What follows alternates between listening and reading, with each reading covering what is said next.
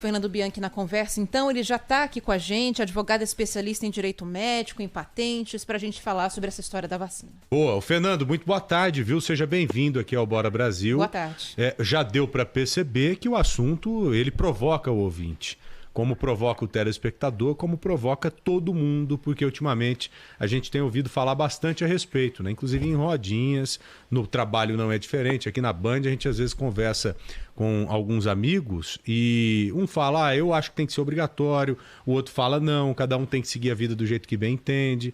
A gente precisa entender até onde a lei pode mandar e como deve ser essa obrigatoriedade, se tiver uma obrigatoriedade lá na frente. Bem-vindo, viu, Fernando?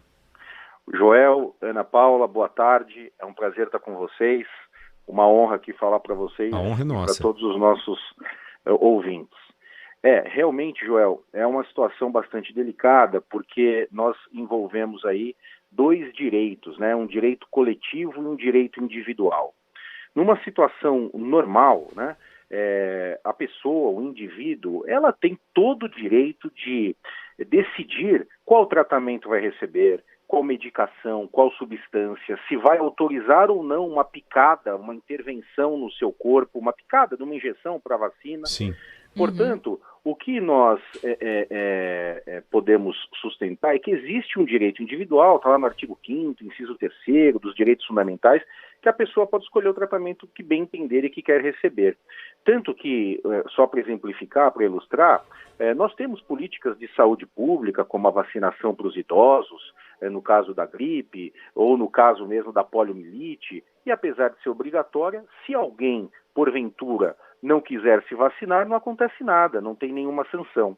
Então isso leva a crer que não há uma obrigatoriedade da vacinação compulsória. Acontece que quando se fala em pandemia, nós temos que olhar para um direito coletivo, um direito de saúde pública, um direito de imunização.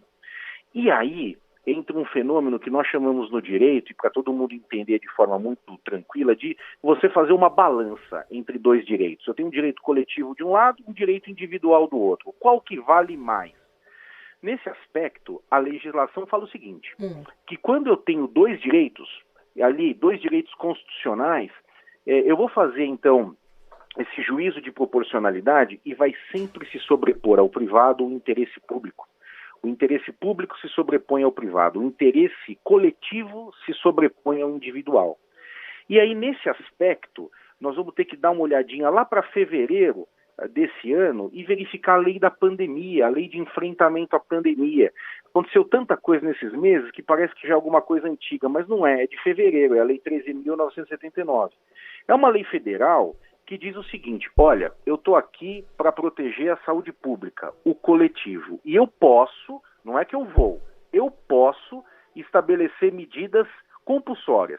Como aconteceu em fevereiro, naquela determinação, quando o ministro Moro ainda estava como ministro da Justiça, e o Mandetta como ministro da Saúde, eles fizeram uma portaria conjunta dos dois ministérios e tornaram, por exemplo, o isolamento como compulsório. Não sei se vocês se lembram disso. Sim. Teve até uma discussão enorme. Poxa, mas a mando militar, né, eu posso, diante de uma determinação da autoridade de saúde, ser compelido a ficar no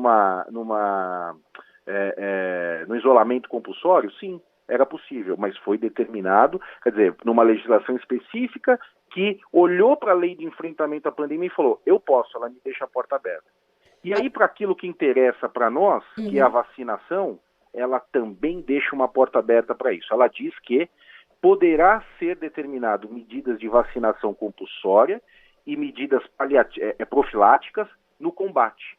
Nós não temos essa legislação específica agora, mas existe uma autorização legal que, se tivermos uma nova norma determinando a obrigatoriedade, essa lei autoriza.